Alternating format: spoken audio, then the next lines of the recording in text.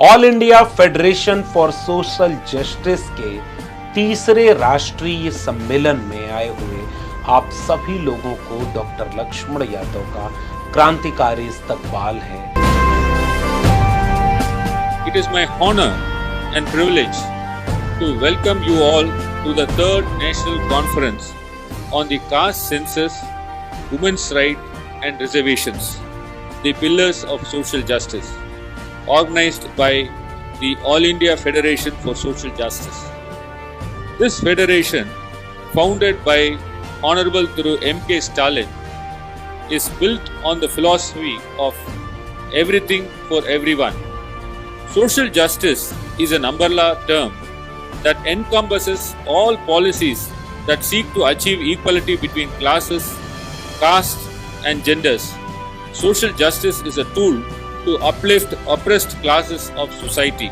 தனிப்பட்ட ஒரு மாநிலத்தோட எண்ணமோ இந்தியாவோட பிரச்சனையோ அல்ல, எங்கெல்லாம் புறக்கணிப்பு के सोशल जस्टिस के कॉन्फ्रेंस के माध्यम से दूर तलक के संदेश भेजने में हम लोग कामयाब हों, ताकि इस देश की लोकतंत्र की और इस देश की संविधान को और यहाँ के आदिवासी, दलित, पिछड़े किसानों का, मजदूरों का हम लोग अधिकार बचा पाने में सक्षम हो पाए। आज इस प्रयास के लिए स्टालिन साहब को पुनः मेरी ओर से बहुत बहुत धन्यवाद, शुक्रिया, जोहार। तब तक ना आर्थिक समानता आएगी और ना ही सामाजिक गिरवाड़ी का अंत होगा। समान अवसर और सम्मान के साथ सभी को जीने का अधिकार मिलना चाहिए। शोषण मुक्त समाज की स्थापना ही समाजवाद का ध्येय है। हम सब लोगों को पूरे देश में जो है इस मुद्दे को उठाना चाहिए। सदन से सड़क तक इस इशू को हम सब लोगों को मिलकर के उठाने की जरूरत है और लड़ाई लड़ने की जरूरत है। इस अधिवेशन का मुख्य उद्देश्य किसी मस्जिद के नीचे से मंदिर खोजने के दौर में, नई लाशें बिछाने के वक्त, पुराने गड़े मुर्दे उखाड़ने के दौर में उन सवालों और विचारों पर बात कर रहा है जो इस देश के बुनियादी सवाल हैं। मसलन जाति जनगणना, मसलन सामाजिक न्याय। मुझे खुशी है कि देश भर के तमाम बड़े नेता, राजनीतिक दल, सामाजिक कार्यकर्ता इस सम्मेलन में भाग ले रहे हैं। मैं अपना वक्त इस बात को बताने में अब जाया करने की बजाय कि आज भी इस देश में सबसे ज्यादा हकमारी एससी, एसटी, ओबीसी और माइनॉरिटी के लोगों के साथ हो रही है, मैं उस आंकड़े को दोहराने की बजाय कि जब मंडल कमीशन बन रहा था तब भी ओबीसी 4% था, आज जब संविधान बनने का 75 साल हो रहा है, ओबीसी 5-7% से ज्यादा इस देश चलाने में कहीं नहीं है।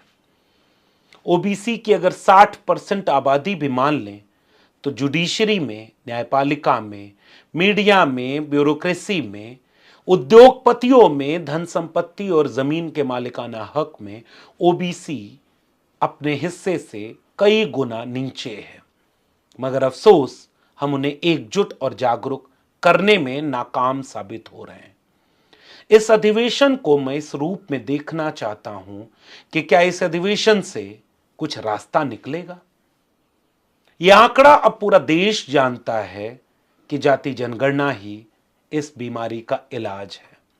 पूरा देश इस बात से अब वाकिफ हो गया है कि जाति जनगणना ही समाधान है और संविधान ही पथ प्रदर्शक है। डॉक्टर बाबा साहब अंबेडकर, डॉक्टर राम मनोहर लोहिया, मंडल कांशी राम की लड़ाई, सामाजिक न्याय की फूले शाहू अंबेडकर के विचार की लड़ाई अब इस देश को बचाने की लड़ाई बन चुकी है।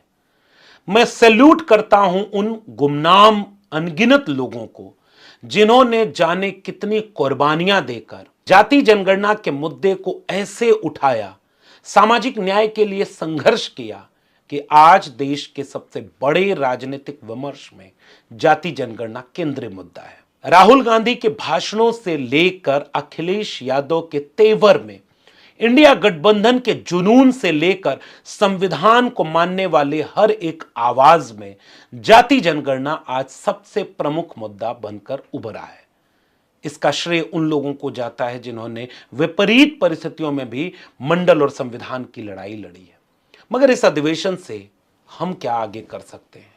मेरी गुजारिश उन राजनीतिक दलों से सबसे पहले है जिनके ऊपर जिम्मेदारी ज्यादा है, क्योंकि कल हम कई वर्षों से संविधान, मंडल कमीशन, जाति जनगणना की बात कहते रहे, कम सुनते थे लोग।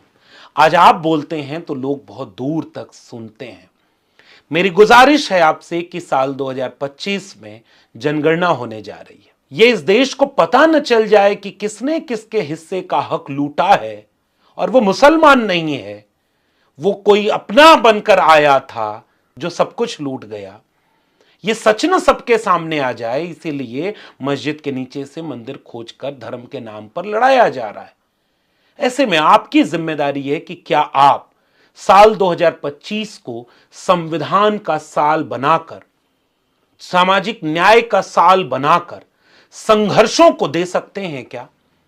क्या इस देश के तमाम इंडिया गठबंधन के लोग साल 2025 में जाति जनगणना नहीं तो जनगणना नहीं, इस एजेंडे के साथ क्रांति का आगाज करने को तैयार हैं? यह मेरी आपसे गुजारिश है। इस देश में जितने भी लोग संविधान और मंडल कमीशन में यकीन रखते हैं, मानववादी विचारों में यकीन रखते हैं, मेरी गुजारिश आपसे, ये वक्त अधिकतम सहमति पर एकजुटता का नहीं है, न्यूनतम सहमति पर एकजुट होने का है। हमारे पुरखे देश को बनाने वाले हैं, क्यों ना हम मिलकर इस देश को बचाने में लगे। साल 2025 को जाति जनगणना का साल, संविधान का साल बनाएं, पूरे देश में रैलियां करें, सम्मेलन करें, गांव-गांव चलें, जाति जनगणना का फायदा गिनाएं, आंदोलन और मिशन की तरह जाति जनगणना पर पूरे देश को एकजुट कर दें, क्योंकि जाति जनगणना और संविधान और मंडल ही सांप्रदायिकता के रथ को रोकेगा, नफरत की आग को बुझाएगा, हक और अधिकार, न्याय और समता के भारत को बनाएगा।